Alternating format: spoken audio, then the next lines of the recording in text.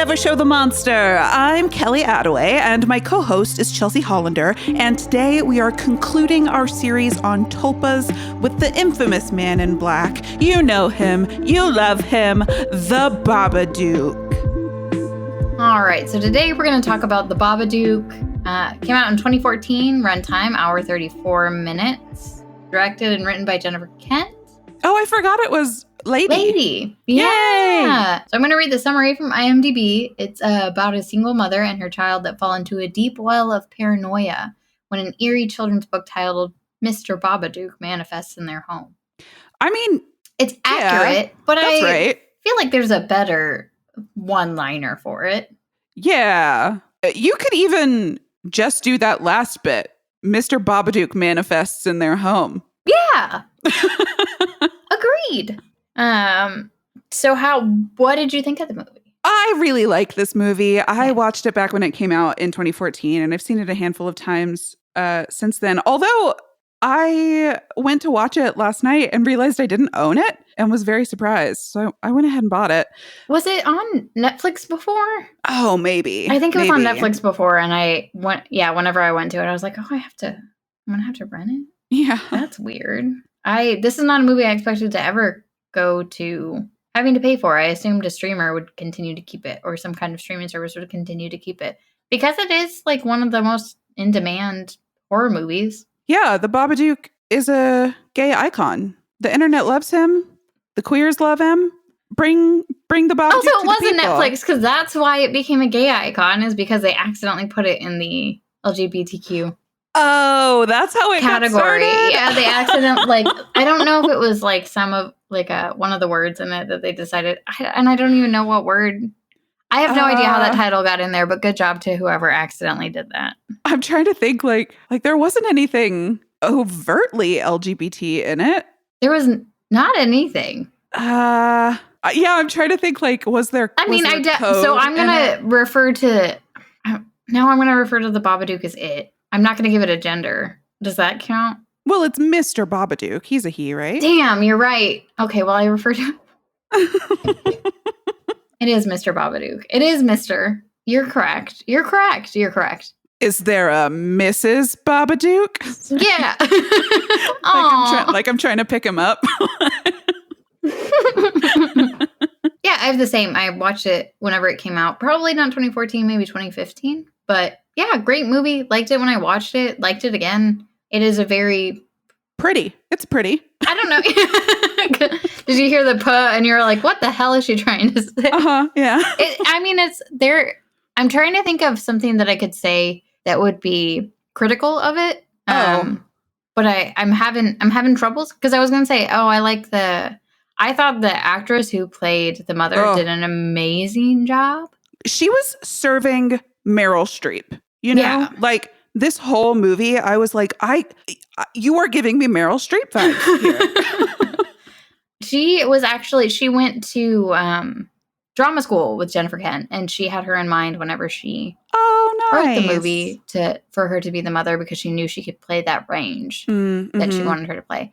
Yeah. It's also based on, she had created a short film prior. This is her first theatrical release, which you wouldn't get. I feel like it was so well done that I wouldn't have expected it to be a first film from someone. No, it's not just is it well done, but it clearly has a voice and a clear style. You can look at it and know, if you just showed me a still of the scenery, I would be like, oh, that's Babadook. There is a very clear, it's like Wes Anderson, how it's recognizable at a glance. I feel like that's how this movie is. It's very clearly an aesthetic. But she had worked on a Lars von Trier movie prior, and then she went on to create this movie. I don't know enough Lars von Trier. I know the one. I say that like it's the one Lars von Trier.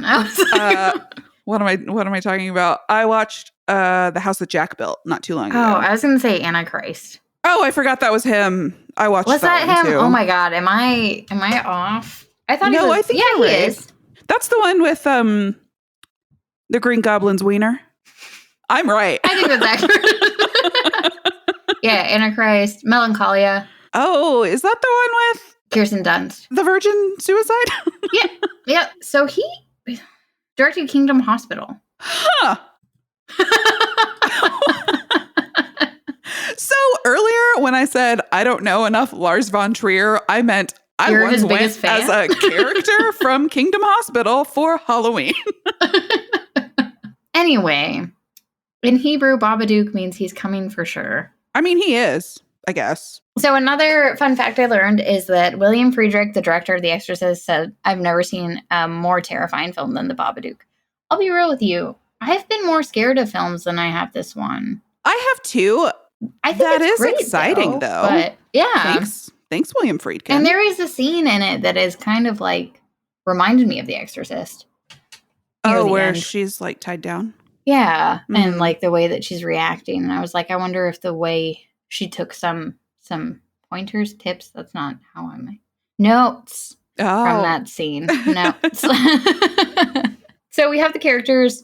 The mother, her name is Amelia. She's the main character, basically. We follow her for the most part. Meryl. Meryl. She has a son. His name's Samuel. She will refer to him as Sam every now and then. I will go back and forth. She has an incredibly shitty sister named Claire. Yeah, Jesus. Worst. She's the worst. She's got a very nice coworker named Robbie, sweet little neighbor, Mrs. Roach, and dead husband named Oscar. Spoiler, it's going to tell you that right at the beginning. Sorry. R.I.P. And then Claire's child, Ruby. No, tell the people. For the home listener, Chelsea's notes have the kid listed as bitch kid, which is true. Ruby fucking sucks. Yeah, she does. I mean, she's Claire's daughter, so if you... She didn't stand treat a your chance. kids right. Just make sure you treat your kids right. Make sure you treat other people right in front of your kids. Be a good person so your kids are also good people. She's one of the kids from #horror. Are you serious in real life? No, I mean, okay. Spiritually. Like in 2 years. She then goes on to #horror. Yeah, she's just a huge ass bully. She's the worst. So let's start. So now we're beginning with a shot of a woman who looks like she's getting into some kind of a car accident, but it's shot like she's reliving the moment. It's just her face, and you can't really see what's behind her. It's more of a blackout, and then you see glass kind of coming at her. Mm-hmm. And then she hears Mom, and then she like floats down into a bed and wakes up fully, and then she attends to her son, and he lets her know that he had that dream again. And then she begins the routine of checking his closet for a monster. And I think routine is like the key word. It's clear that this is like an every night type thing. And he's clutching her while she looks through the wardrobe, like clinging to her side. So then to help get him back to sleep, she starts reading him a book called The Three Little Pigs. I don't know if that's the book, but I assume because there's a monster or a wolf in sheep's clothing. Wait, no, is that it's a different one then. There's a wolf. A wolf gets killed in this book, and that's what I have to say. He asked, did they kill the monster? And she said, yes, they did. And then he says, I will smash its head in. So he's got a little bit of trauma going on. He's a little bit violent, but in the best way.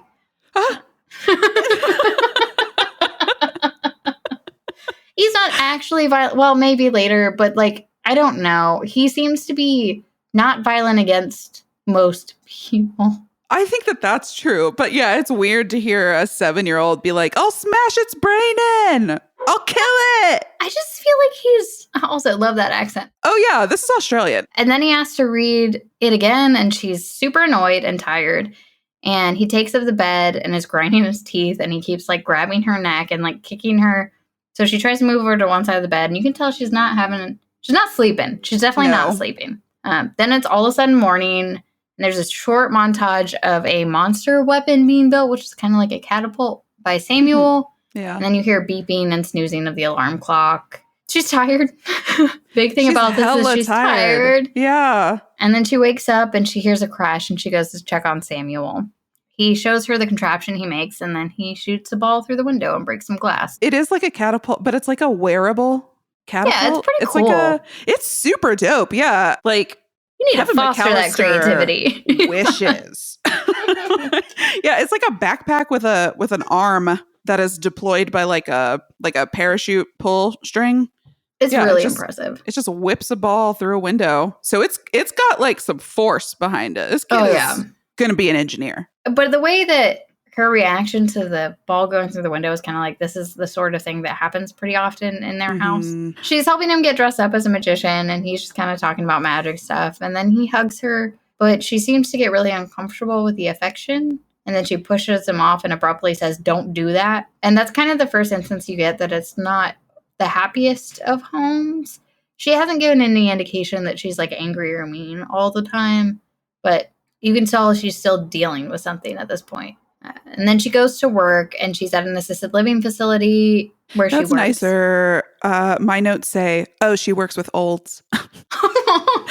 She does. It seemed like a good place to be, though, if you were at an assisted living facility. Very attentive. Yeah, lots of activities. She like does bingo with them later. Yeah, and she seems so kind. Then she gets a call from her son's school, and somebody comes up and is like, hey. Wait, hold on. In this scene, when she's at work is when we meet Robbie for the first time. So she takes tea to one of the olds. And she's like, I made it just like you like with milk. And she's like, no, I don't want milk. So she goes back to replace the tea.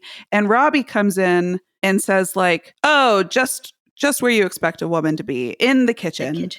And she's like, ha, ha, ha, ha, ha. And I was like, do we like Robbie? Yeah, at first it was questionable. Robbie, is this fun or no? Are you terrible and sexist? Or, yeah, but what's the deal here? She responds okay. So. She does. But like, she's also very timid, so wouldn't she? Even if she didn't like the guy. And then she says, I'm off to the dementia ward. No, one of them is off to the dementia ward. And he's like, oh, that's where you'll be in a couple years. Ha, ha, ha, ha. And I was like, Robbie, I don't know. I don't know about you. Ultimately, we like Robbie. but in this he redeems himself later. I was like, maybe he's just making jokes and he doesn't know how to because she makes him nervous. Yeah, he's got a crush on her. Yeah, I think you're right. I think that he was just. I think that they have a nice working relationship. Yeah, and maybe this is Australian humor. Maybe this is Australian flirting. Good point. Good point. I don't know. Any listeners from Australia, write in and let us know. But be nice. Don't be like Robbie to us. My feelings. We can't take that humor.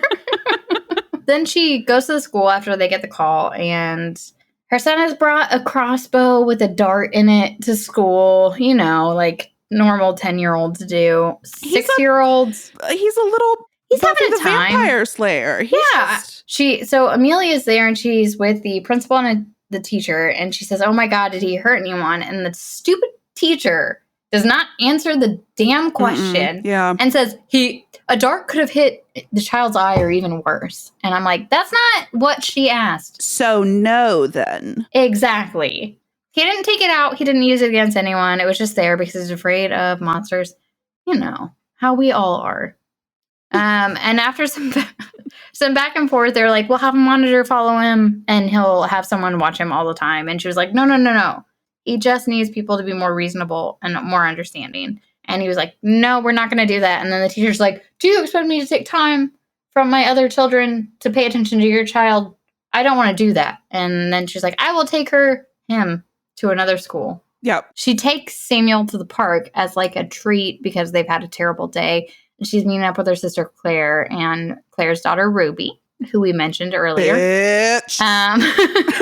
I guess you guys can guess how this is going to go. But on her way there, she does stop at the grocery store, and Samuel's playing with another girl, and they seem to be having a good time. And then Amelia goes to get Sam, and the other mother comes up, and she's like, oh, no, it's fine. And you see that there might be a friendship blossoming between the two mothers, and maybe she has somebody she can call. But then Samuel, with all the tact in the world he has, is like, my father is dead. He died when I was born. It was a car accident. And like, he was like, here's our entire life story. Mm-hmm. And then the other mom looks at her and is like, I don't know how to process or deal with this. Here's a nice little pity look. And then I'm going to walk out the door. So I want to talk about the dialogue here, though. Oh, yeah, let's go for it. The other mom is like taken aback, and she's like, oh, well, then your mom must be so lucky to have you. And the look on Amelia's face, she was like, wow. Like, this is terrible. Yeah, she's like, lucky have this piece of shit kid. I feel like it was so more of a and so tired. So tired. So stressed. She's like, I don't know. It was like a stare into the middle distance where she's like reflecting on She's clearly like, I don't know if that's what I would say. Yeah. And then we get to the park with Claire, and Claire is a not very nice person. No. She's trying to talk to Amelia, and she just keeps talking about her life. And then Amelia starts to talk about her life, and immediately Claire starts talking to her child. She does not give a shit about Amelia. She doesn't care about anything in her life. And then Amelia's like, oh, do you want me to come? Should I pick up the cakes? Letting us know that the two kids have birthdays near each other. They're going to have a joint birthday party. And then Claire continues to be sassy about celebrating Sam's birthday.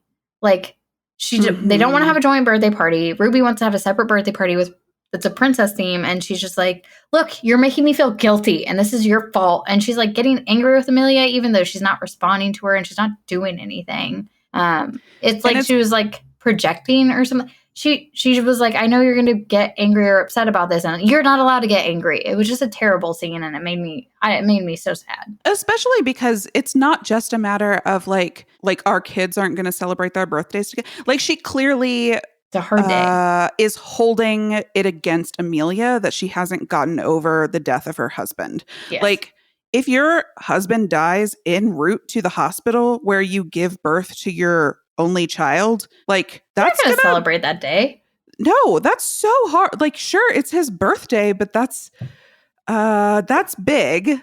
And you can't be mad at somebody if that's a hard day for them, Claire. Yep. But I do want to stress, like, Sam will not shut the fuck up during this conversation. He won't. And then he ends up falling off the swings. Honestly, I am impressed with how much she keeps her shit together in these moments. Like, he just screams his head off pretty often, and she's still pretty chill about it. She loses it as herself once in the movie. I think so. And on the ride home, Sam is screaming his head off in the car. Not even words. Just yeah, just nonstop. And she's like, she doesn't even turn on the radio. She doesn't try to drown it out. She's like, this is my life. This is what I have. This is what it's like. This is where I'm at.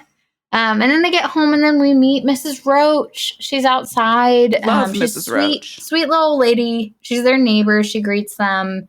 And she comments on how Amelia's looking tired, which normally we would be like, rude. But not in the way that Claire would do it, in the way that she's actually pretty concerned. She says it to Samuel, too. I liked this little conversation. She asks him, oh, have you been to the war today? And he says, couple wars, yeah. Their relationship is probably my favorite out of the entire movie. Yeah, I'm glad she's there for him. And that is something that I really like about this movie, because it's not like Mrs. Roach is a huge character. I don't know, that she makes the relationships in this movie so believable and so comfortable immediately, which a lot of movies don't have the ability to do that. Yeah. And there have been a lot of times where I've been not attached to people the entire movie, and then they all die, and I'm like, okay, cool. But I was like attached to everyone. Like, even if Claire had died, I didn't like her. But I had enough feelings for her to relate her to somebody that maybe I've met before in my life. Oh, you know who she made me think of? The sister in Fleabag. I haven't watched Fleabag. Ah! Oh, I'm so sorry. All right, okay, we're stopping the podcast. I'm gonna hang up and I'm gonna go. My feelings are so hurt. I'm sorry that I've personally offended you. Oh my God. Okay. Whew. Where were we? Oh, okay. So we're getting to the good part. At this point, they're getting settled for bed, and then Samuel pulls out a book with a red cover, and it's a nice little pop-up book. And it looks like all the pictures are kind of like pasted on it. None of them are actually like drawn on the pages, except for the words. It looks like the kind of book that you would be afraid of. And it just looks like some Edward Gorey shit. Yeah, but like more intense. I mean, so first page, you're like, got it, Edward Gorey. And then like third page, you're like, what the fuck? Yeah, because it's kind of chill at the beginning. Okay, and I have all the lines, so I'm gonna repeat them back. So it starts off with, if it's not a word or it's in a look, you can't get rid of the Babadook. If you're really a clever one and you know what it is to see, then you can make friends with the special one, a friend of you and me. And then there's like a little pull, and then like the Babadook's there, which is like this character with very long fingies and like a big smile and a top hat. and he's wearing all black. And then he like just waves. Cute little hand wave. So we open this book. It's not that bad. It's pretty cute. It's a little dark, but could be in a fun Edward Gorey way. So you're like, okay, I'll give it some time. And then we go on to the next line. His name is Mr. Babadook, and this is his book. A rumbling sound, then 3 sharp knocks, and then Babadook, Duke, Duke. And then that's when you know that he's around. You'll see him if you look. So very much like our last Tulpa, we're given like some instructions. Like we're going to see him on day 1. And things like we're going to hear him on day 1. We're going to see him on day 2. But this is not really giving us a timeline. It's just saying shit's going to happen. Just, wait up for it. And then she's like, I feel like this is going to get weird. And so she flips ahead and she reads, this is what he wears on his top. He's funny, don't you think? And then she says, see him in your room at night out loud. And then reads, you won't sleep a wink. And then she's like, and then she like flips through it. And there's a lot of pop-ups that are very scary. And then she's like, no, I'm going to put this off. Or I'm going to put this down. And then she does see the other words. I'll soon take off my funny disguise. Take heed of what you've read. And once you see what's underneath, you're going to wish you were dead. So yeah, that's pretty chill. Yeah, just so casual. Then she's like, we're not gonna read this. I mean, he like heard enough to know that there was a monster. And he's like, I don't remember what it is he's screaming, but he's essentially like, are they going to get them? What happens to the monster? It's not good. And he's just screaming. He's never going to be calm again. So she has another sleepless, rough night, and she goes and looks at the book and she flips through. What? There's another line in the book. Which one did I miss? You can't get rid of the Babadook. Oh, okay. I may have missed that one. No spoilers, but that's what the movie's about. That's true. You can't. So after this, she has another sleepless, rough night, which you would expect after reading a terrifying book. But she doesn't believe in the book, so she's just like, I want to put this shit up. And, well, she doesn't. That's a lie. Because my next line is she goes and looks at the book. She goes and reads it. She flips through it, and then the final pages are blank. And then, she hides it above a armoire. Yeah, and I want like a wardrobe. And that is something I want to talk about. This is repeated throughout the movie. Neither you nor I have looked through this book personally. When she looks through the book, the music gets very ominous and foreboding, and it sort of swells around you.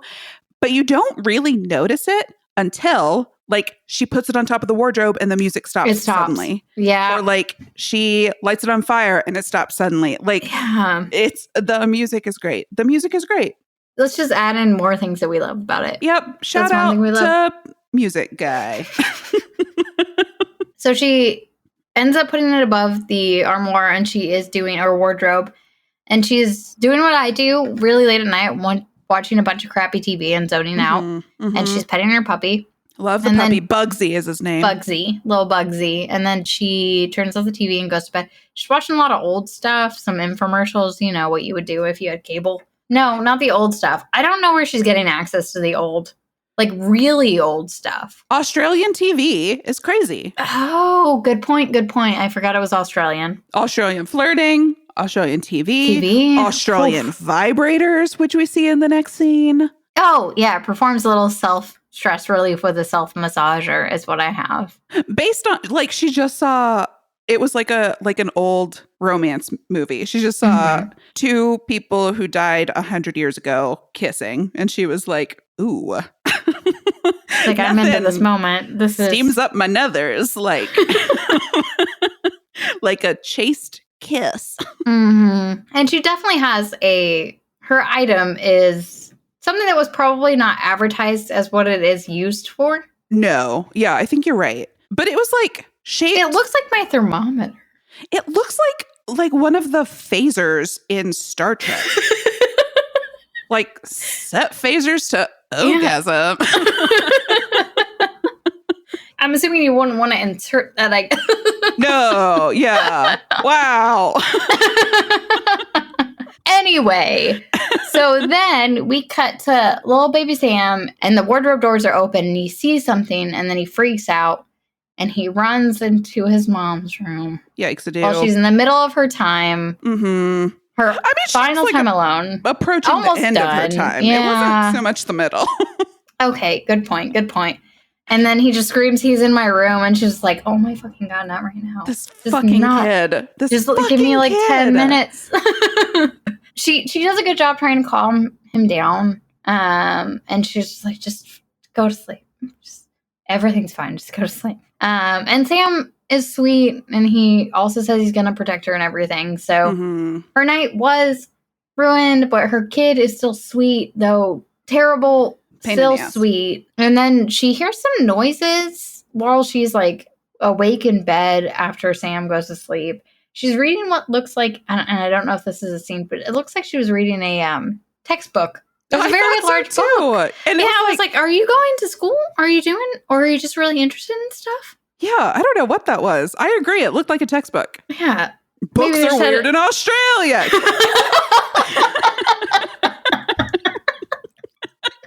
The books are weird. The flirting's weird. The toys are weird. I feel like I'm approaching racism against Australia. Yeah. Like, can you be racist against Australia? I'm not. Yeah, I think it's hard to be. I don't know. You guys write in. Let us know. Yeah, am I being mean? So she hears these noises, but it's an old house, so that's pretty normal. And then she hears more sounds. And she hears a little bit of knocking. And then she just gets under the blankets, and then it's morning. And she... Oh, did I miss a part? No, I just wanted to say, she doesn't just like cozy into the blankets, like, I'm going to bed. She like pulls the blankets up over her head like she's scared.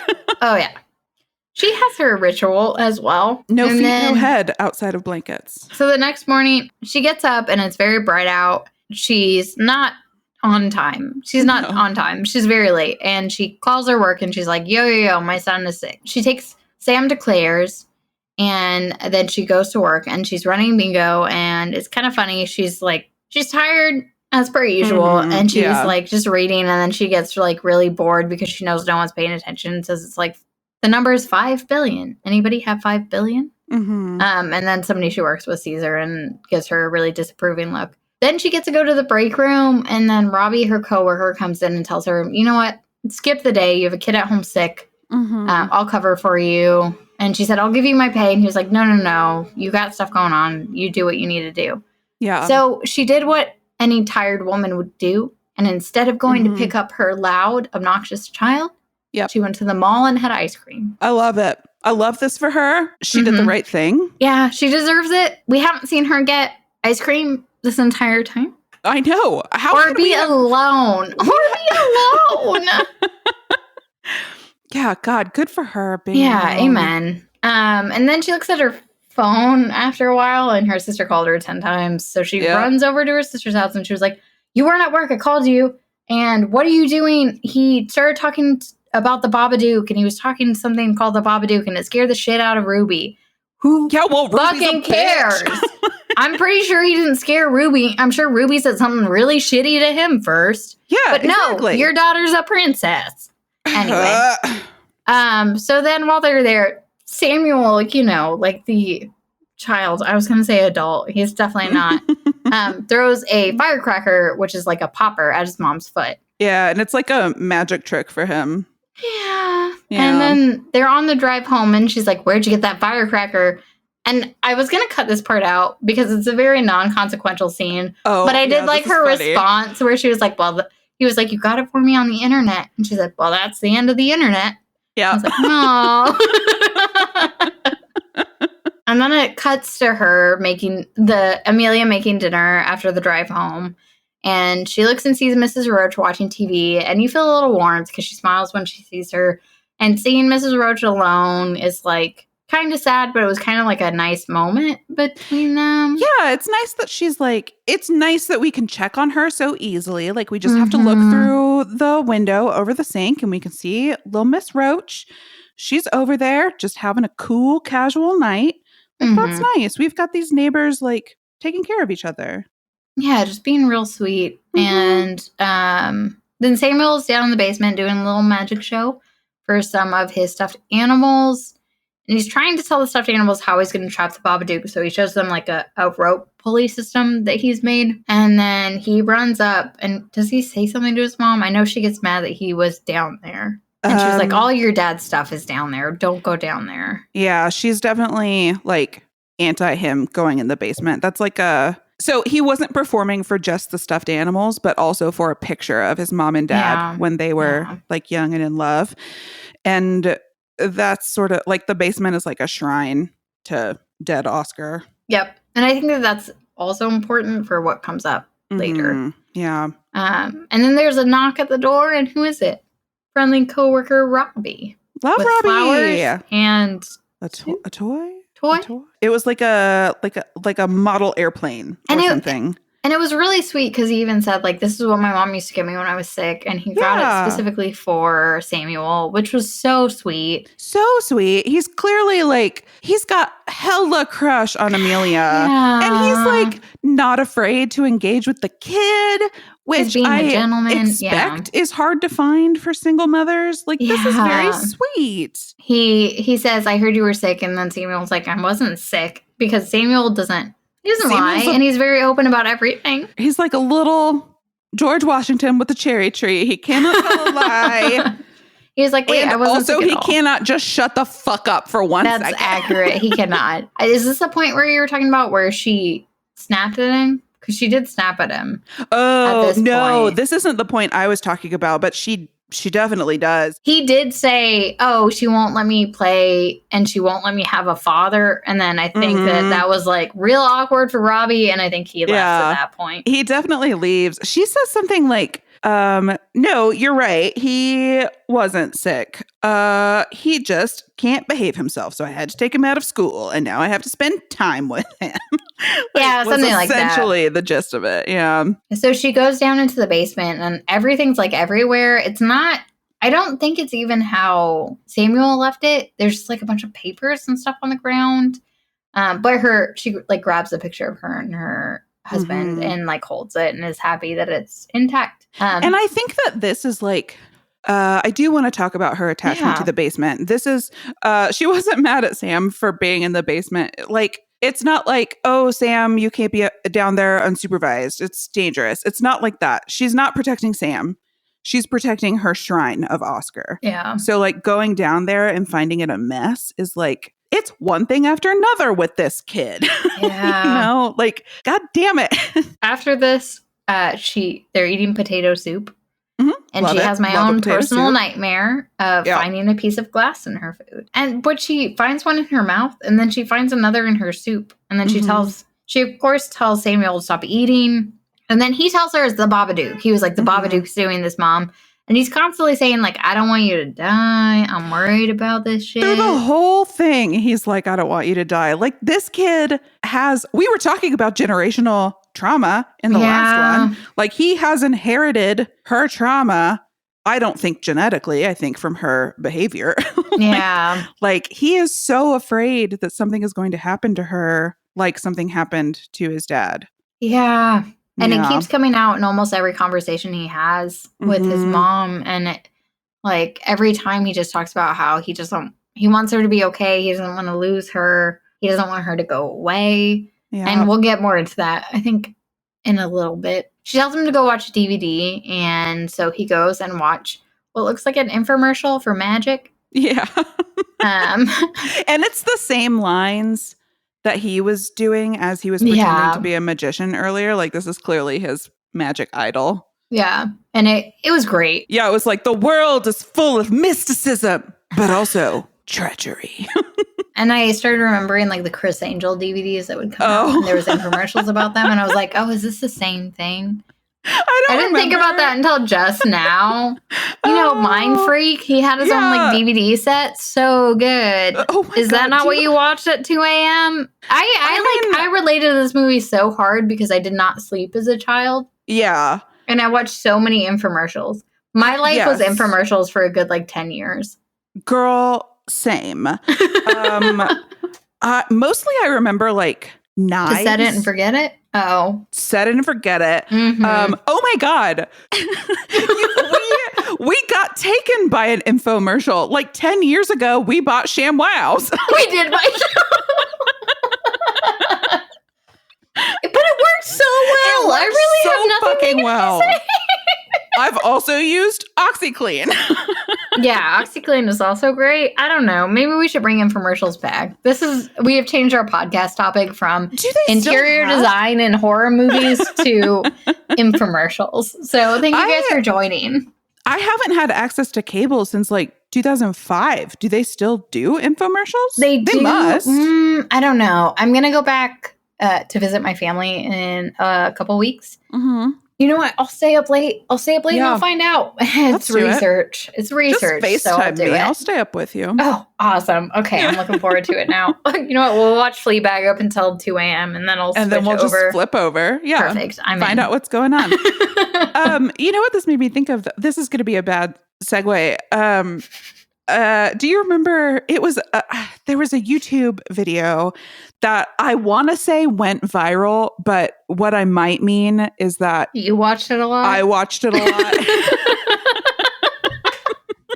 You were the viral part of it. It went viral personally. And it was like a Chris Angel Mind Freak parody. And I know what you're talking about. You know, where you just like does like a snake, like crazy eyes and snake head at the camera. Oh boy. So good. I'll put it in the I'll tweet it. I'll tweet it at the very least. At No Show Monster. Oh, thank God. This is for you guys. We do this for you. We do this for you. So then Amelia goes upstairs. And there's stuff everywhere upstairs. Yeah. And then the picture of her and her husband have her eyes blacked out. His face too. Yeah, both of them. It looks super bad, so she confronts Samuel in the assumption that he did it. And then immediately when she confronts him, he's like, I'm going to get my monster hunting gear because this kid is very smart for a very little child. And she's not having it. And then he responds with, do you want to die?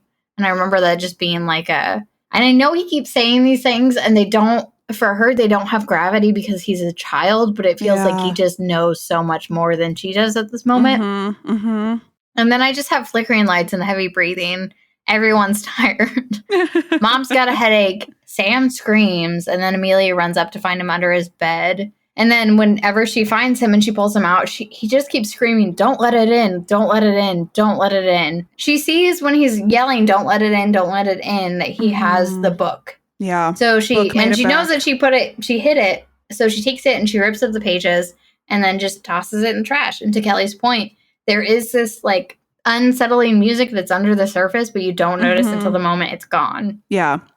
So they're in bed and she wakes up and there's more flickering lights and some noises. And then they wake up and today is the day of Ruby's party. Ruby, you know, Claire's daughter. I'm trying not to be so angry about a child because it's a child, and I need to be like more sympathetic because the child is a product of their environment and they're just trying to go through something, so they need to have emotional support from adults in their life, and maybe they'll turn out all right. So if you guys know kids, be kind to them, treat them well, give them really good role models. Anyway, Ruby sucks, and she got a Barbie. But she gets a Barbie. It's a Barbie she already has, and she's pissed that she got a Barbie she already had. Sam, as per usual, doesn't want to leave his mom's arms, and she's like, you have to go play. Please, for the love of God, go play. And then Claire, to Kelly's point, has some friends that might be shittier than she is. They are awful. One of her friends is a major bitch. I'm sure she's well-intentioned, but she talks about helping disadvantaged women and kind of alludes to Amelia being one of them. And she talks about some of them having a hard time after losing their husbands. But it's like they're talking to her like she's not there. They aren't a real person. Yeah. And it's disgusting. It's very gross. And they are all in the same outfit almost. Yeah. What's the name? It's like blazers and skirts. What do you call those? Yeah, I don't know. Skirt suits? They're in pantsuits, but with skirts. Part of me was trying to make it into like a rap, a bebop, a beep. No. Okay, go for it. Do it. I was like, lay down a beat. Yeah, her friends are terrible, and they're in skirt suits. And they're like Scoots? Skits. Yeah. They're in skits. They're in skits. And they are in all black. And like Amelia is in like a pretty dress with a nice cardigan. So it's like a visual juxtaposition of the two. And when Ruby opens the Barbie and is like, ugh, I already have this one, one of the moms is like, well, maybe they can go shopping together. Yeah, it's pretty bad. Fuck off. I don't need this type of vapidity in my life. And Claire at this point tries to change the subject and asks about the bitchy friend who was like, oh, Amelia, you're just a disadvantaged woman. About her husband's merger. And then she talks about how she doesn't have time to go to the gym. Yeah. And then Amelia just has a complete clap back. And she's like, oh, that's a real tragedy. No time to go to the gym anymore. How do you cope?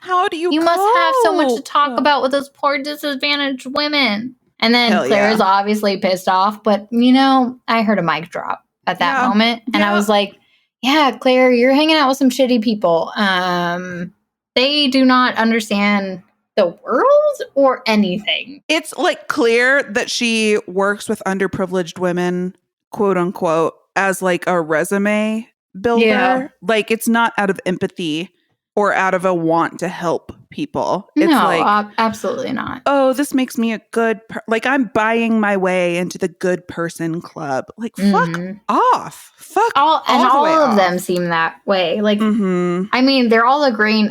Maybe she's the only terrible one, and they're all just kind of like just don't have opinions of their own. Yeah, I don't know. And at this point, the little girls are watching the mime juggle. There's a mime clown outside, and they're juggling.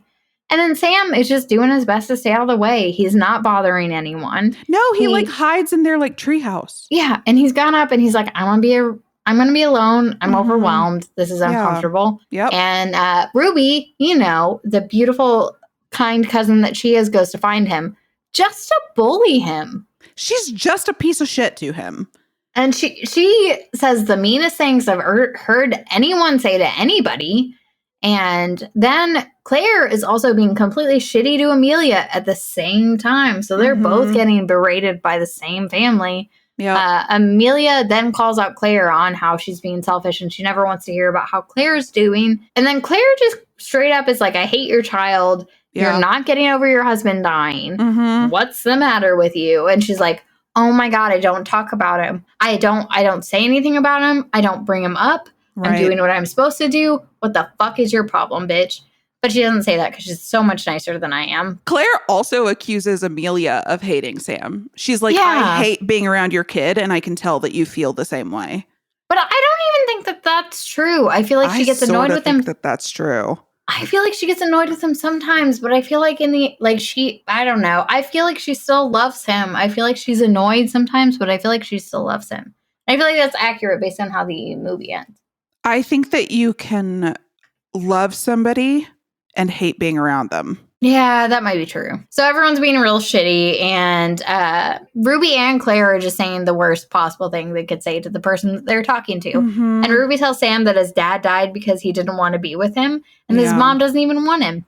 Yeah. So I don't want to say that Sam acts accordingly and shoves her out of the door. But he shoves her out of the door and she gets a bloody nose. She does break her nose in 2 places, which we find out later. It's not that far of a fall. I don't condone violence against children. And noses heal. I don't think that Sam was like... I think he was like, please stop saying things like this. Yeah, I don't think that he was like, I'm going to push you so that you fall and break your nose. I don't think he meant to cause her any pain. And I don't like Sam. I don't like this kid. But I think like Sam. I think that he was like trying to get away from her. You know? I agree. Like I think that he was like trying to push her out of the way so that he could leave the situation. He did keep saying, "Stop talking, stop saying that, stop saying that." Like he wasn't. He was just trying to get her to shut the fuck up. Like stop saying these really hurtful things. The ride home, Sam is being the loudest he's ever been and screaming. This is the scene I was talking about where she. No. This is the scene where she loses it. And this is an internet meme though, because it's like, why can't you just be normal? Yeah, the moment where she's like, why can't you just be normal? And then they replace what normal is. It's like the Tumblr icon. And then Sam looks to the side and he just starts screaming, get out, get out, get out, get out. This is so scary. And he's not looking at Amelia. He's not looking at his mom. He's looking at something that we can't see. Mm-hmm. And then it looks like he has a panic attack. And I say that because his hands claw up, which also happened in that Netflix original series, the one about cakes. Is that a cake? Is it cake? Spoiler. The guy who wins the first round, he has a panic attack and his hands claw up. I was like, I feel you. That's so crazy to me. Like, I have panic attacks. My hands don't claw. I've always just thought that mine don't anymore. Oh, they don't Mine anymore? Used to. Yeah, they don't anymore. My panic attacks, I don't know. My panic manifests in different ways because it's like once I understand it's panic, my brain's like, I'm going to take this away as a symptom because now you know that that's a symptom. So let me make it something scarier. And like, let's one up this bitch. You know how brains are. Yeah, fuck them. Did I tell you about the new type of panic attack I started having a couple years ago when I had to start doing interviews at work? No. It was brand new. I was sitting in the office preparing for an interview, which like makes me throw up and makes me cry and makes me have normal panic attacks. Oh, yeah. But I was sitting at my desk prepping my questions and thought I was having a heart attack. I was like, no. I'm so stressed out. I am having a heart attack. I am going to die. And I remember thinking like, okay, what's the plan here? I'm not gonna react. I'm not gonna make a scene because hopefully I will just die and then I won't have to do the interview. And I mean, that's great logic. That was so comforting to me that the panic attack subsided. Oh, like that's I was good. So excited and happy to die that I stopped having the panic attack. That's good. I feel like that's good. Still had to do the interview. Would have rather died, to be honest. How I felt, whenever I went, I've gone to the ER for a panic attack before. Yeah. Whenever I went, I described it as turning into a Ninja Turtle. Because I felt like my face was expanding in a way I couldn't accurately describe. Sorry, I don't mean to laugh. So I tell the ER doctor, yeah, I'm a Ninja Turtle. He doesn't understand. He's like, this bitch is on LSD. Yeah, my grandma didn't love that part. I have been told that unless you feel like you're legit dying, don't call the ER anymore. And I was like, and okay. I just told you a story where you were legit dying. I am dying and I'm just going to chill. You're like, I accept it. This is the moment. Okay. Like, honestly, there are worse rooms to die in. I've got some nice exposed brick. I've got like decorative tiles on the ceiling. And also, if I die here, all of my coworkers get a story. So like, good point. This is not bad. This could be worse. It gives. This was a mental health podcast as well. I mean, if we talk about horror, we have to talk about mental health. Otherwise, we're not talking about horror. I feel like that would be doing a disservice to it. And that's probably why Kelly and I are so drawn to it. Is because we're mentally unhealthy. I don't know. We got some issues. You know that you had a great childhood when you're like, reality is too hard. Let me watch this movie wherein people are repeatedly murdered. Because that's easier to deal with. I hope you guys like dark humor because this is getting pretty. Hello from the gallows. Am I right? Anyway, so there's a panic attack. And then she's like, he's having fits. Let's get to it. And she was like, tranquilizers. Can I have some of those? She didn't say tranquilizers specifically, but she's like, he's not sleeping. He's getting more aggressive. Please, pills. But then she goes home and gives him the sleeping pills. He tells her he doesn't want her to die. And then they have a conversation and they both promise to take care of each other. Or to protect each other. Because he's like, I'll protect you. Will you protect me? And then she was like, I will always protect you. Well, but with a caveat. She says, I will agree to this if you stop mentioning the fucking Babadook. He doesn't, though, No. I guess. So, but then she goes to bed, and it's like a beautiful moment. She's like alone, and she's so happy. And she's like floating into her bed. She wakes up, and it's another day, but it's not the same. She wakes up at 11 a.m., and she got that sweet, sweet sleep she's been wanting. She goes to check on Sam. He's also asleep. And then she has this beautiful smile as she's walking down the stairs. And then she hears a knock on the door. She answers. No one's there. And then she walks back. And there's a much louder knock at that point. And this time she opens the door. And guess what? The book is back, guys. The book is back. Babadook. Can I do the noise? Yeah, if you can. Ooh, go ahead. It's like an internal. Ooh. I wish okay. So there is some things about the trivia on IMDb that talk about how it's a mixture of sounds. I don't know if this one specifically is a mixture of sounds. I am assuming it's a person saying this. But some of the sounds are from like World of Warcraft from 1995. Like they took a bunch of, and Resident Evil, they took a bunch of video game sounds and incorporated it into this movie. We love so if you guys are getting the heebie-jeebies and you played World of Warcraft back in 1995, then yeah, you get it. You feel it. You know what's happening. It's like the Call to Dragons or response from Calling a Dragon. So she gets the book and then the blank pages that we saw, like everything's saved together. Everything's back to normal. And the blank pages we saw are now filled out. It's all it's mostly in caps.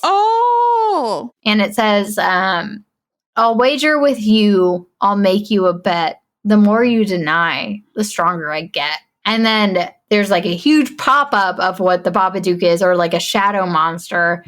But she's the character now, and it's no longer a child. Yeah. And then it says, you start to change when I get in. The Babadook growing right under your skin. Oh, come see what's underneath. And then there's a pop-up of her murdering Bugsy. And then a pop-up. Exactly. And then a pop-up of her strangling her son. And then finally a pop-up of her with a knife at her own throat, taking her own life. Yeah. And then she just burns the book. And exactly to Kelly's point, they have that subtle music. And then she burns it. And then it stops. And then you're like, oh, yeah, I am in this state of anxiety. But you have brought me out of it. Because I remember the book is tied to the anxiety. She tries to call Claire to be like, hey, this shit's going on. And Claire's like, go to the police. I don't want to deal with your shit anymore. Because, you know, remember, Claire does not care about anybody but herself. Claire sucks. And then she gets a phone call right after talking to Claire. And then she hears a creepy, creepy voice saying, do you want to try and take this one? No. No.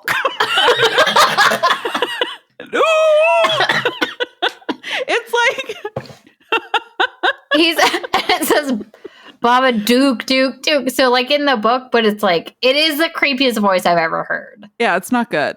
It's not good. It's raspy. It is stretched. Yeah. It is not deep, dark. It's not. I don't know how to describe it. You guys watch it. And then she goes to the police, and they're as unhelpful as Claire is. They are worse, maybe? They are. Laugh at her a lot? Terrible. Yeah. They essentially say that they can't do anything because she burned the book.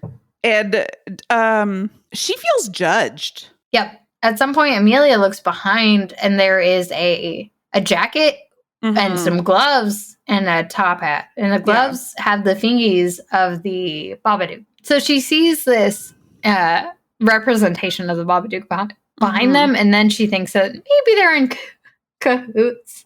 I'm not even sure if she thinks that. I think that so the camera focuses in on her hands, which are covered in black from the burning. From the burning. So I think that she's like embarrassed. Oh. And did you notice what she says as she leaves? She says, it's okay. Don't worry about it.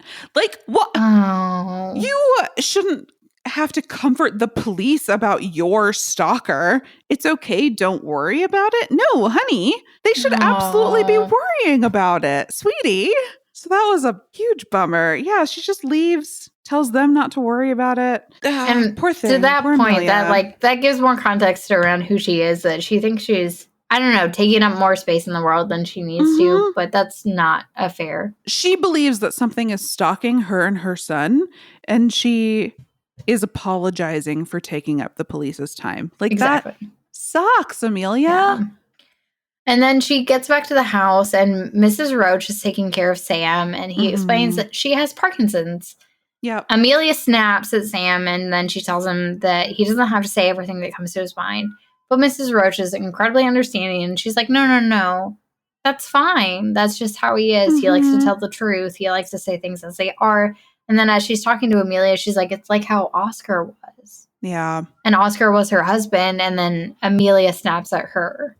Yep. And it's a very uncomfortable moment. And then they get inside, and then the dog starts barking at Amelia, which Bugsy usually is pro Amelia. And then she goes to the kitchen, and she sees some roaches coming out of the wall. And the Australian version of Child Protective Services shows up. Yeah. Mm-hmm. They ask to come in, and then she's like, I'm in the middle of cleaning. I saw some roaches. There was a hole in the wall. And then Sam is being super unhelpful, and he's like, I'm super tired because of all the pills I take to make me go to sleep. She fully says, because of the drugs Mom gave me. And then she's like, shut the fuck up. Can you just be... Shut the fuck up for 1 second, Sam. I don't want you to be taken away. Just chill the fuck out, man. Shut up, Sam. The next thing we see is Amelia doing dishes. She's also very tired, and she looks over at Miss Roach again, and she sees normal, and then she doesn't smile this time, and she looks back down, rubs her dish, looks back up, and behind Miss Roach this time is a figure that looks very much like the Babadook. It's the Babadook! Sam comes in, and she looks over, and now the Babadook is gone. Mm-hmm. So she starts paying attention to Sam, and Sam is like, can I go to bed? And she's like, it's too early. The tranquilizers won't work. You gotta wait. And he was like, but I'm so tired. So those pills are having an impact on him that's, I don't want to say, it's not positive. They're having an impact on him that makes him tired all the time. No, it's fully negative. Right after, while Child Protective Services were there, he was like, I think I'm going to throw up. Yeah. I did leave that part out because I was like, well, he didn't throw up, at least not on screen. He was talking about it, though. He was like, I'm going to throw up. And I was like, all right. I mean, you do you. It's not good. It's not good. These pills don't feel good. They then try to stay awake for a while, and they watch TV, and then they go to bed, and Amelia then is still awake, and little baby Sam is asleep, and she hears scraping. And then she hears the dog bark a little bit, so she opens the door, lets little baby Bugsy in, and she's like, oh, okay, everything's chill. Why did she think a dog was pulling a 50-pound metal item or something behind them? It was like a major scraping that a dog could not have done. Yeah. And I was like, well, okay. You're just going to be like, that's fine. The dog totally dragged that refrigerator down the hall. I hate to college essay this. Please college essay everything. So in this scene, after she lets the dog in and the noises continue, she again hides her little head under the blankets. True. This is just a metaphor for her ignoring the things that are wrong in her. She's like, that's okay, true. Big scary noises. Like, I'm just going to hide under the blanket and they'll resolve themselves. Like, no, you have to deal with this. You can't just, like, you have to cope with the things that are happening. Which is the message of the movie. Yeah. Yeah, deal with your shit. In summation, you guys, this movie is Deal With Your Shit. It's not the Babadook. It's called the Deal With Your Shit. Mr. Deal With Your Shit. So, I mean, she continues to hear this. Yeah. Covers her face. And then she hears just a lot of hissing noises. And then that familiar voice that she heard on the phone, the Babadook, I can't. It's like an internal, it's like a sucking in. Okay. Okay, 1, 2, 3.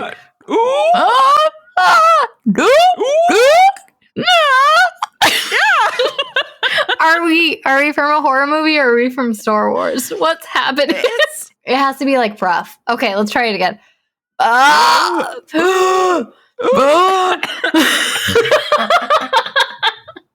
It hurt. Okay, hold on. I'm gonna try the Duke part. Okay, go. No. No, it's lower. Okay. No. That was better. I have so much spit all over me. Okay.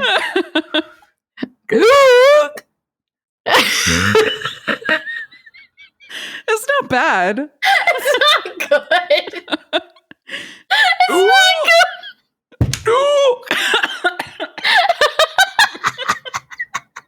No, it hurts. It hurts so bad.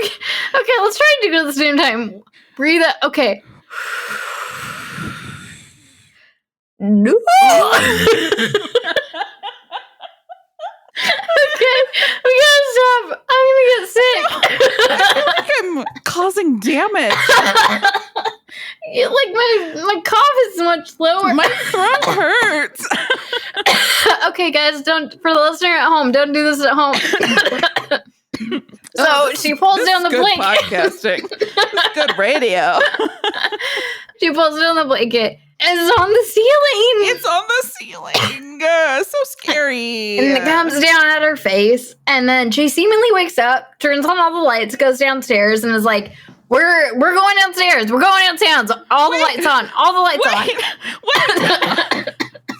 I feel like you skipped something. It's probably my cough that I did. So yes, it comes at her face, but it like goes into her throat. 10-4. Completely accurate.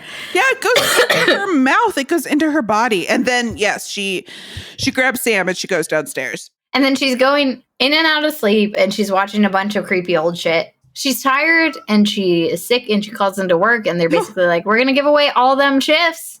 And she was like, well, I'm sick. And she was like, yeah. Well, okay. What do you want me to do? But I do want to talk about the stuff she's watching on TV. The Babadook is in the stuff she's watching on TV. Yes, it is. Yeah. It's like fun, old, like ancient horror movies featuring the Babadook. So like the Babadook is just hanging out.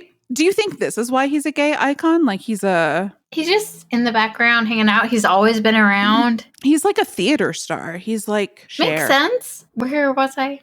Shout out to the Babadook. Then Sam comes in right when she lays down, and he's like, "Hey, I need food because I took the pill, and I need food because I'm supposed to have it." And she's very short with him, and this is the first time when we get a sense that maybe Mama ain't Mama anymore. Yeah, maybe Amelia has taken in the Babadook because she gets real mean.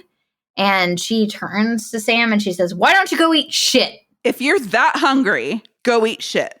Thank you. I meant the hungry part. And I completely left that out.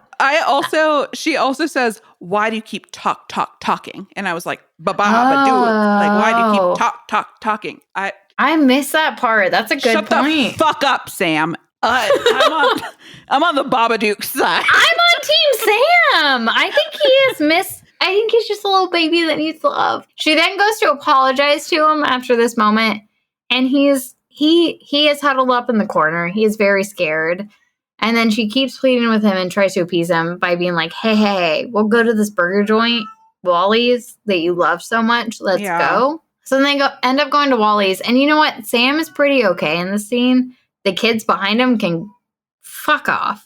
Yeah, there's like a rowdy family behind him. You're like, just chill. But Sam has been the one that's been screaming the entire time. And they finally go somewhere and Sam is not screaming, but somebody else is screaming. Mm-hmm. So Amelia never gets a break is what we're getting with this scene. Right, yeah. And then they start to drive home. And then Amelia sees a bunch of cockroaches all over her. And she's like, oh, dear God. But she is like, I just want to drive around for a second. And then all of a sudden, you start hearing this scraping from she sees something in the rear view and she then hears scraping on top of her car. And then she even hears that familiar that Kelly and I are dying from. She hears the Babadook, Duke, but it's like, you know, the breathing in that is scary and terrifying. Yeah. And she's screaming, Sam's screaming, everyone's screaming. So she's like driving into something. Cockroaches are screaming. And then she tries to drive, and then she's like driving into a tree, and then she's like, fuck that, not driving into a tree, and drives into a car. And then a guy comes out of the car very angry about his BMW being crashed. Yeah, fuck this guy. Yeah, he is not. I don't feel sympathy for him at all. He was like, I just bought this car. You have a kid in the car. You're trying to kill everyone. And he just seems like, I don't know, piece of shit, I think is the best way to describe him. Yeah, I mean, he might be fine. He might be an okay dude. He might be working through his shit. He's not working through his shit. He bought a BMW. Anyway, so she then proceeds just to back up. Yeah, and she just goes leave. Home. And she's like, I'm not gonna deal with your shit. No, you suck. Yeah, exactly. So she's going home. You can tell that Amelia is just kind of shutting down. And then you see Sam trying to talk to her, and she's just sitting in the bathtub, fully clothed. Mm-hmm. And you guys, I don't know if you guys have ever been there. I've been there. Oh, I've been there. Yeah, where you're just like, this bath is the only thing that's good about this world right now, and I don't care about anything else. I don't care about my clothes. I don't care about any other thing. Even my cat meowing in the background. That's a lie. I would take care of my cat easily before I would take a bath. But she goes and she sits down in this bath fully clothed. Sam's trying to talk to her, and he's saying a few words, and he's like, I'll call Auntie Claire. She can come over. And he's trying to take care of her. And she's like, you know, Auntie Claire doesn't want to take care of us. And then she just stands up, picks Sam up, and puts him in the bath, and is like, it's warm in here. We're safe. Like, and then Sam just says, I don't want you to go away. And she's getting worse. She's getting more vacant. He's losing her as the moments continue. So the next scene is with Amelia. She's gone to the basement and grabbed Oscar's violin and has gone and laid down on the bed. And then Sam comes in and is trying to talk to her. And he's like, I can call Miss Roach. We can stay with her tonight. And she's not really responding to him at all. And she said she doesn't need to go anywhere. She just needs to sleep. And he tries to grab the violin, and then that's when she snaps at him again and is like, leave it!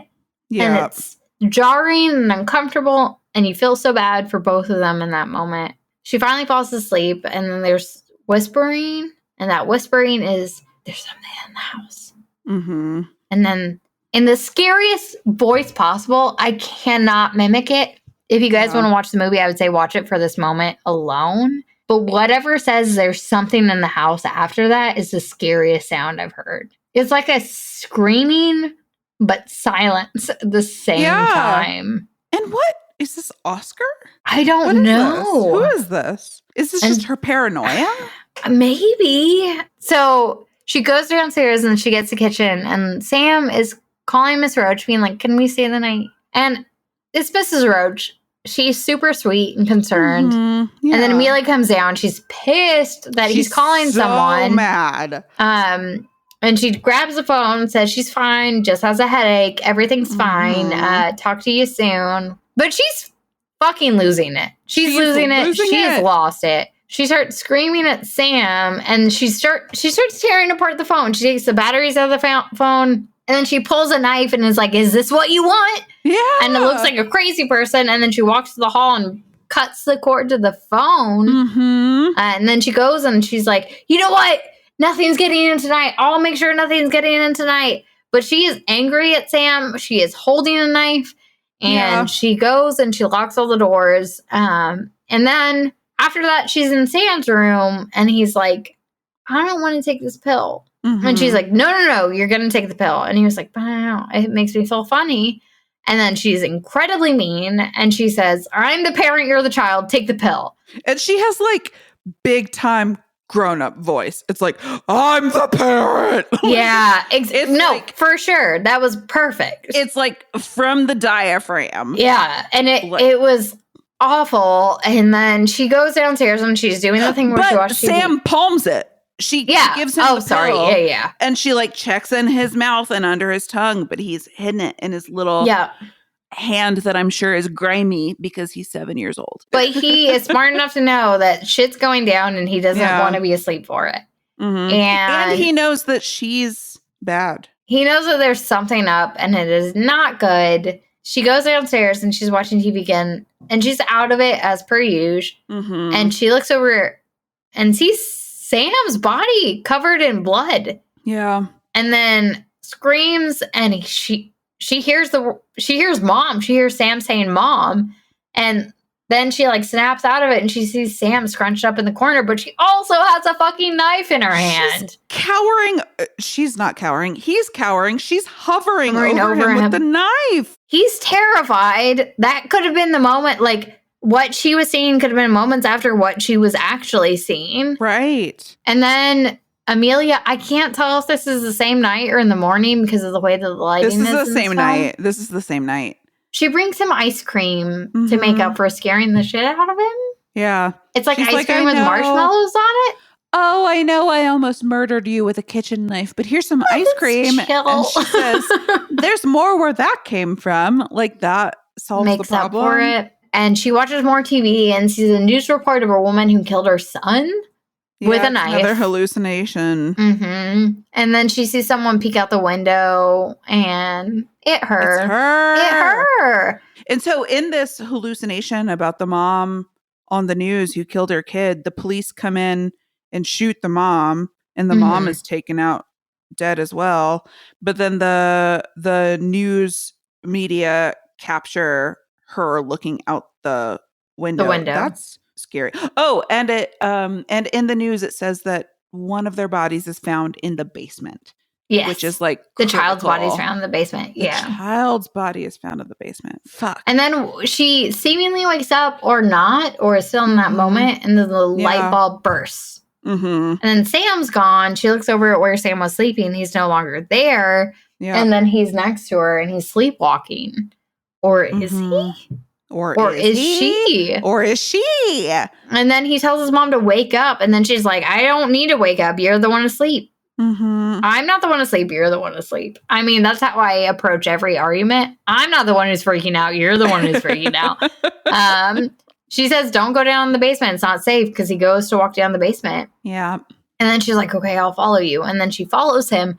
Bad idea, girl. Bad idea. I mean, I know you're protecting your son, so like it makes sense. But goes down and then she sees her husband, Oscar, and he's like in this weird glowing light. And she feels a sense of comfort and they embrace each other.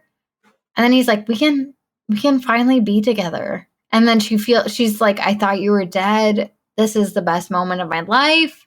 And then her husband, Oscar, says, you have to bring the boy to me. And she's like, well, you're not Oscar. Yeah. let's no. Yeah. You mean Samuel? And then he keeps repeating, you can bring the boy. You can bring the boy. In the creepiest voice. So there are two things I want to talk about in this scene. One, in the earlier scene where the principal and Sam's teacher are like, he's being problematic. They keep referring to him as the boy. The boy. And that's part of why Amelia leaves. She's like, stop calling him the boy. He has a name. It's Samuel. And so for her husband to call him the boy is like triggering. Yeah. Number two, when she sees her husband, she full on mouth kisses him. Yeah. If my husband has been missing for 7 years and turns up in my basement, I'm pissed. I'm not like, let me put my lips on your lips. I'm going to be like, where the fuck have you been? What's the matter with you? I have been raising our shitty kid for 7 years. Oh my gosh. What the fuck? I think that's a valid response to that, I am for sure. Mad at that point. So I don't know. She kissed the Babadook. But he ends the you can bring me the boy multiple times whenever he's repeating that. He ends it with, I think it's going to rain. I think it's going to rain. Which is going to come up in a little bit. And that's gay code. Is it? And that's why the Babadook is a queer icon. Is it gay code? No. I mean, but it is now. It might be now. What can it mean? I'm I don't know. bisexual. What does it mean to me? I think it's going to rain. Ew. Sorry. My first thought was well, now, I mean, that's an obvious one for like female, but I don't know if it is for, I guess it could be for male. No, I don't like it. I'm just wrong. Okay, so she runs upstairs. All of the lights are going out. There's scary sounds. Yeah, and then there's a dark shadow, and among them, long fingies. Long fingies. And she sees clothing items start to fall, and then she falls to the ground, and she's like dragging herself across the ground where different sets of clothing start to fall, and then she sees something coming out of the, like, not Santa Claus. Chimney. She sees something coming out of the chimney. It's not Santa Claus. And then she starts repeating, it isn't real. But I don't know if you guys remember, the Babadook called out what would happen if you try to make it not real. Mm-hmm. Is that, it only makes it stronger. So then you just hear some horrible sounds. It sounds like bugs. The Babadook sounds like bugs. Oh, I mean, it does have like a weird hissing sound. Yeah. But it was like a guttural inside squishing sound almost. Gross. But she keeps her repeating it, and then you just hear these wrenching sounds. Like, it gets worse after she's like, it's not real. Because you know in some horror movies are like, it's not real, and then they disappear. This isn't one of those guys. No. And then the next shot you see of her, she's like twitching in a chair. The Babadook doesn't just like approach her. It like, this scene is crazy. It like focuses in on her spine and like, I was gonna say penetrate her. I don't like that. I don't like that. But that is kind of accurate to what happens. Like that's kind of what happens. It enters her. It enters her, and you see her like her pupils like dilate. Yeah, hella big. And then, she's at the TV and she's like twitching, and it's like classic possession. Yeah. At this point. Like she done got. She's not herself. She got. And then Bugsy runs down the stairs. And you guys, we saw that book earlier, and I'm not going to describe it, but exactly what I talked about in the book earlier happens. And she strangles the dog. Huh. She doesn't strangle it. It's worse than that. You're right. It's worse than that. Anyway, so let's move on. And then she pulls that tooth that has been giving her a hard time, which is a lot of strength for a person to do. And you know what? I'm kind of impressed by that. I'm not going to lie to you, because if you have a toothache and you have a tooth that's bothering you, I don't know. We might want to cut this out. But whenever you have like terrible stomach pain or terrible pain somewhere, do you ever just like imagine yourself cutting that pain out of you? Yeah, absolutely. Okay. Yeah. That's what I felt. And I was like, man, she pulled out her tooth. And I was like, fuck. Yeah. Yeah, she like, I wasn't even mad. I was like, yeah. Good job. Good on you. No, you know what I felt? I was like, okay, so Amelia can deal with tooth pain, but the Babadook is a big pussy and has to yank it out. Like, oh, the Babadook can't deal with an achy tooth. Grow up. The Babadook gets get it out. Maybe the Babadook's just efficient. I think the Babadook's a pussy. Little Sammy sees what's happening. He runs up the stairs. And then Amelia is like, come on out. Everything's fine. And then she's kind of gone at this point. And then she starts being totally real mean. Yeah. She starts being real mean to Sam and talks about him peeing his pants and how she wants to murder him. But Sam knows that what's going on isn't real. Yeah. And he's like, you're not my mom. Mm-hmm. And then at this point, he throws down some fireworks, shoots her with that crossbow. Hell yeah. And then he proceeds to hit her in the head with the monster launcher he made at the beginning of the film. And that montage runs down the stairs. And at this point, there's a knock at the door. And it's sweet little Miss Roach, just checking to see how they're doing. Amelia says everything's fine. Miss Roach said she would do anything for the two of them and that she loves them both very much. Mm-hmm. And then after this point, it cuts to Amelia trying to coax Sam again. And then you're like, what the fuck? What the fuck happened to Miss Roach? What the fuck happened to Miss Roach? I'm so emotionally attached at this point. What the fuck happened to Miss Roach? She's fine, but I thought at this point that like she was dead. Maybe I 100% thought she was dead. No, I didn't. I was like, oh, Miss Roach like activated Amelia. And so Amelia is like in this moment able to fight the Babadook. That might be true because of the things that she says subsequently, except half and half. I don't think that it is true, but I do. But Miss Roach is fine. Miss Roach is fine. Yeah. She goes to Sam and she's like, hey, I need help. I've been sick since your dad died, and I need help. And she said she spoke with Mrs. Roach and they're going to go stay there tonight, and she wants to make it up to him, but she's being very apologetic, very kind. Yeah. And then she starts talking crazy again, and she's like weirdly grabbing Sam's neck. And she said she wants him to meet his dad, and that it's a beautiful place. And I don't know if you guys remember where his dad is. The basement. Oh, I was going to say heaven. Dead. In response, little baby Sam, stabs the shit out of his mom's leg. I mean, just the once, though. Yeah, and he apologizes. What a little gentleman. Yeah. And then he runs... And then he runs down to the basement and she follows him. But remember earlier when he was talking about how he set up the trap for the Babadook? Yeah. He set it up. And his mom was the first.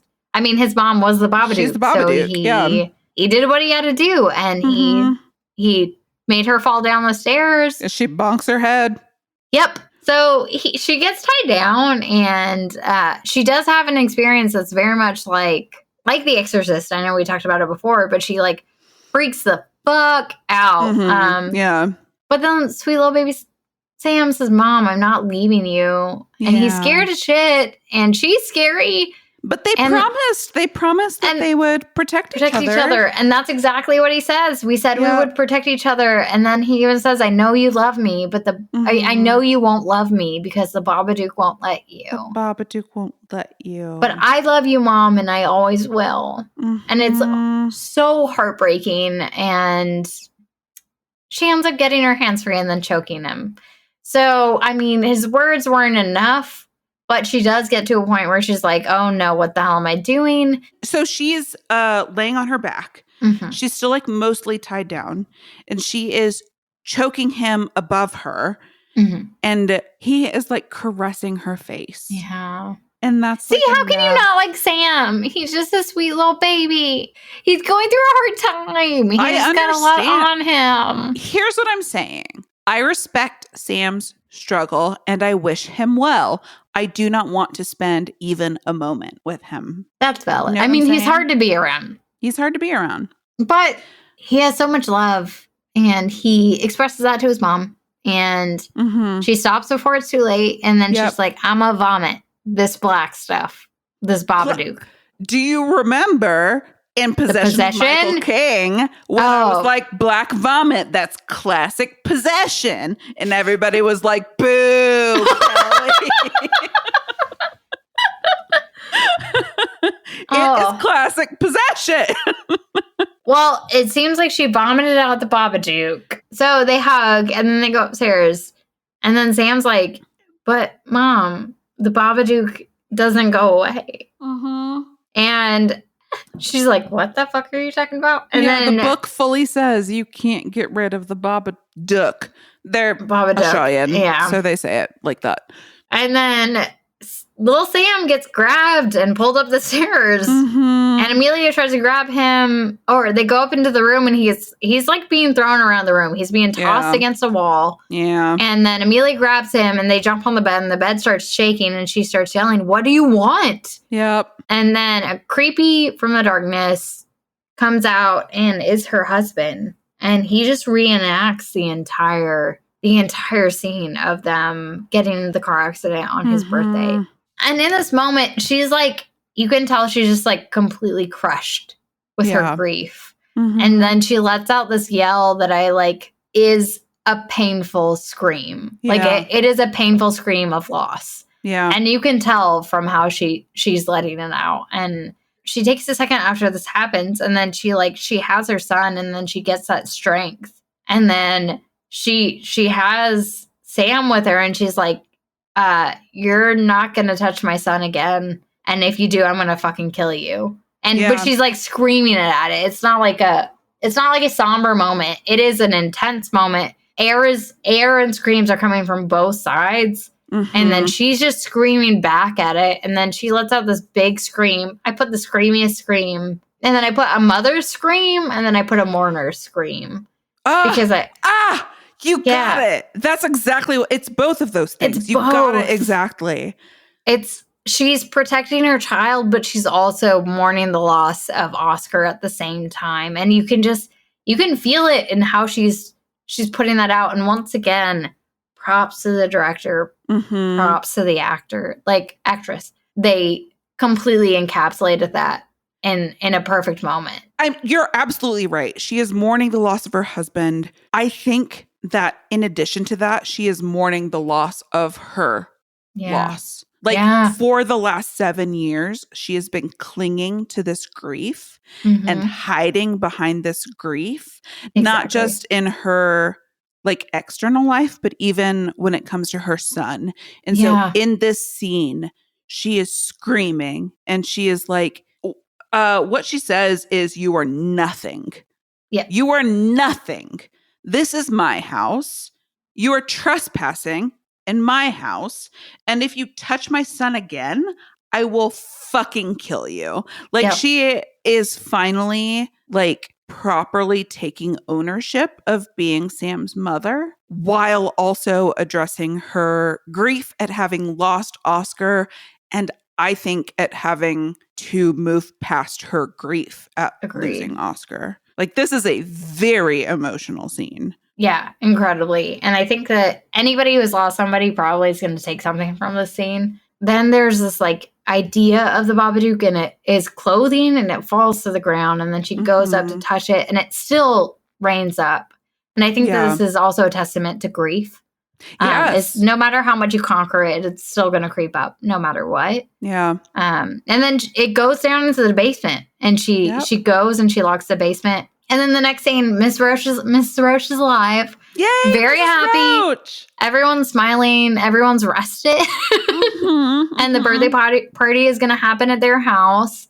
Caseworkers come back and everything is bright. Yeah. And they talk about the fact that they're going to have the party that day. And I think that this is a very pivotal moment. Amelia takes the time to explain that her husband's death happened on that day. He was like, "Oh, we never have a party on this day." And she was like, "Well, my husband died on this day," which is something you notice in the film, is that she never spoke of it. Right. And now she can face it. She will talk about it. And that was probably the problem that she was having the entire time, is that she forced herself to never talk about it. She forced herself to make that not a part of her life. But that loss was a part of her life, and trying to push it away made it so much bigger than it was. Exactly. And not making it just a part of who she was. Yeah. Which is a great way to display that. And then it goes to a shot of her gardening, and there's this beautiful black rose, and then Sam has this nice bowl of grubbies, which is worms and maggots and things. And then he's like, "Can I go down and see it?" And she's like, No. This is all on me. And then she goes down to the basement, and then you find out the Babadook's still there. It's just you can never get rid of the Babadook. Which is the greatest explanation for grief, is that it's always going to creep up on you no matter what. But then it's always going to be there. The moment right at the end is it comes at her. Mm-hmm. And immediately she's scared, but then she quiets it and she soothes it. And she's just like, "It's okay. It's okay. Yeah. It's okay." And it calms down and it goes back. It takes the food and it goes little back. Worms. Yeah. But yeah, great movie. That's it. And I guess she goes up and she talks to Sam, and she's just like, "It was a quiet day." And I liked that description. Mm-hmm. It was a quiet day. It was a quiet, and that's also I don't know, if you go into a basement and a monster screams at you to the point that you Neo Matrix bullet time bend backwards in its exhale of breath. That's a quiet day. The loss of somebody so important to you is that overwhelming, and you just have to adapt to that being a quiet day. Quietness is a spectrum, and that's and grief is a spectrum. Yeah, that's that's what this movie is about. Is if you try to ignore grief, it's going to consume you. Yep. But if you learn how to deal with it, you can deal with it. And I think that that's the most beautiful part of the movie is that grief, it's saying grief doesn't go away, but it's something that you have to feel, but adapt to. And I think it does a beautiful job of it. And I mean, it's a horror movie, so like a scary job, but it's at the end, spooky. It's like, oh, okay. But I think I don't know. I have made it clear that I don't like Sam. I don't like kids broadly. So I think that that's more me than it is the character. But at the end of the movie, so throughout the movie, like we talked about, he tried to hug her and she recoiled. She when they shared a bed because he had nightmares, she like scoots away from him. Like she has not dealt with it. She has not dealt with like the intimacy with her son is too much of a reminder of the loss of her husband. And so she hasn't been able to like accept it, be a present mother up till this point. And at the end of the movie, it like ends on his birthday celebration and he's like pretending to be a magician again. And she hugs him and embraces him. And it's like, she's like relishing it. She's like excited to be holding him.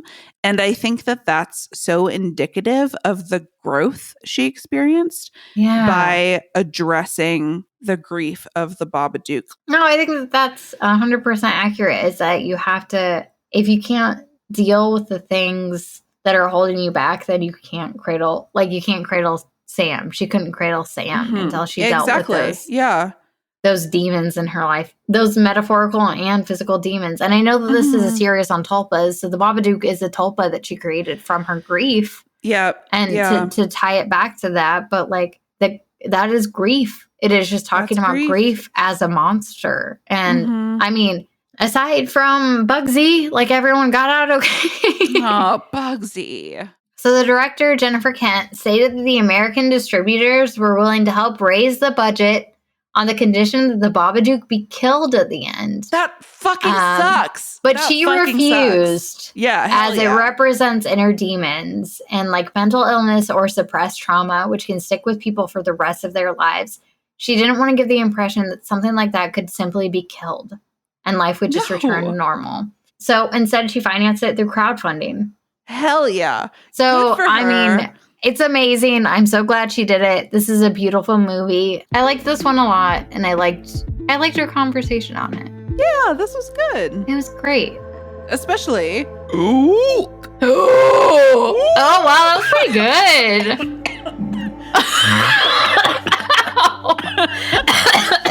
It hurts. It hurts. I'm Chelsea Holler. And I'm Kelly Attaway. Happy Spookies. Hello, it is me again, interrupting before we further destroy our vocal cords with our dreadful impressions. Next week, we will kick off our series on 1997, which isn't so much a theme as a release year.